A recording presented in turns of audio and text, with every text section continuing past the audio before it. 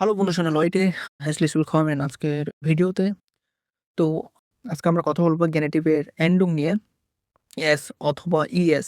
ঠিক আছে? তো এখন আপনারা যদি গেনেটিভের ভিডিওটা যদি না দেখে থাকেন অথবা গেনেটিভটা যদি আপনাদের ক্লিয়ার না থাকে, তাহলে আপনারা আমার গেনেটিভের ভিডিওটা দেখতে পারেন যেটার লিঙ্ক ডিসক্রিপশন বক্সে পাবেন।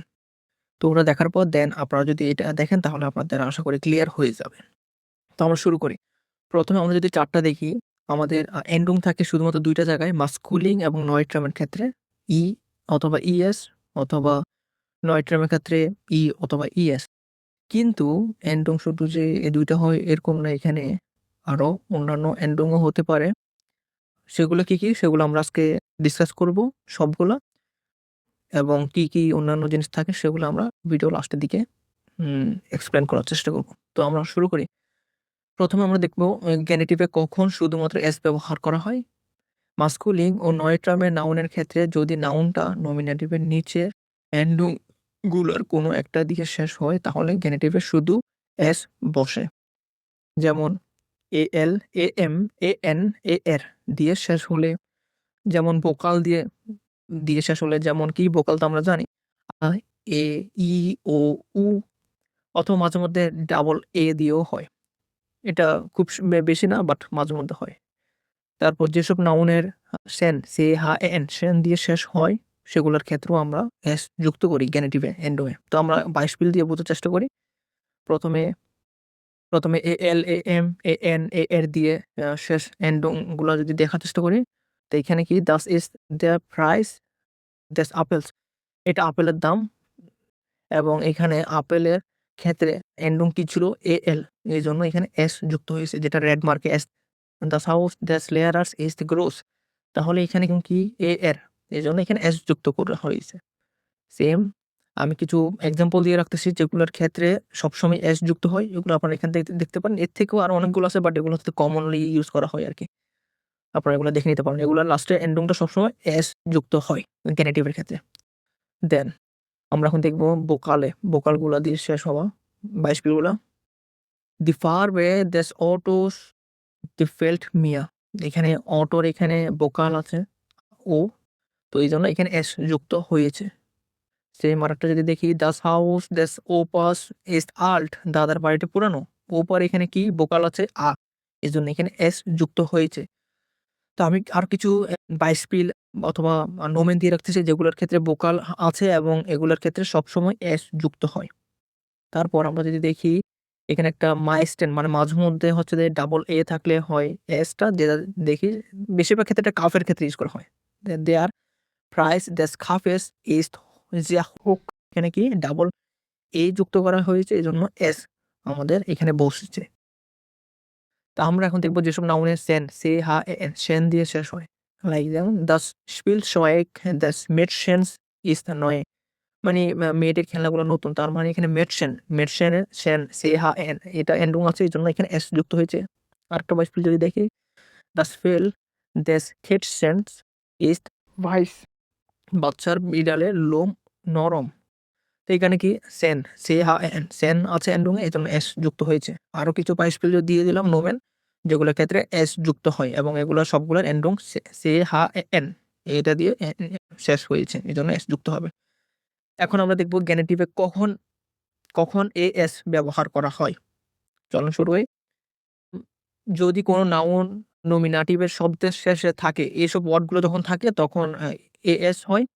তারপর শব্দের শেষটা যদি এস এর মতো শোনায় তাহলে গেনেটিভে শুধু এস না দিয়ে এএস যোগ করা হয়। ওকে?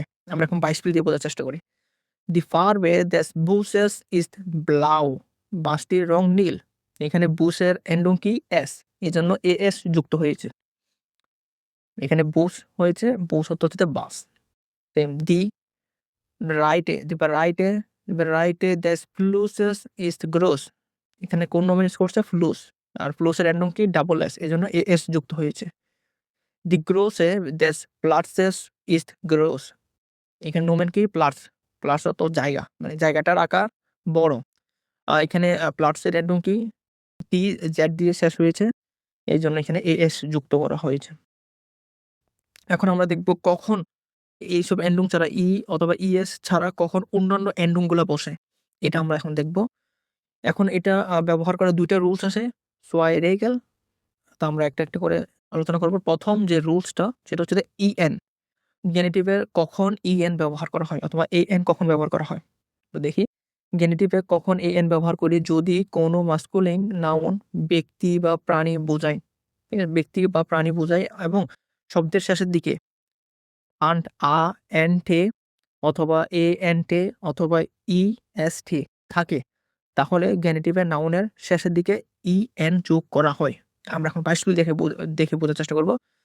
So die Rede des Präsidenten war sehr wichtig. এখানে আমাদের নোমেন কি? President, der president. এখন প্রেসিডেন্টের এন্ডুং কি? এএনটে। এজন্য ইএন যুক্ত করা হয়েছে এখানে। মানে রাষ্ট্রপতির ভাষাটি খুবই গুরুত্বপূর্ণ ছিল। ভাষণটি, সোজা কথা, রাষ্ট্রপতির ভাষণটি খুব গুরুত্বপূর্ণ ছিল। আরেকটা বাইশগুলি যদি দেখি, Der Vertrag des Praktikanten ist neu. পরীক্ষার্থীদের চুক্তি নতুন। এখানে কি ইউজ করা হয়েছে?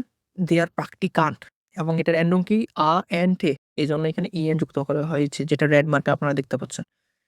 ওকে, আরেকটা যদি দেখি, Die Tasse des Touristen ist verloren. পর্যটকের ব্যাগ হারিয়ে গিয়েছে অথবা গেছে।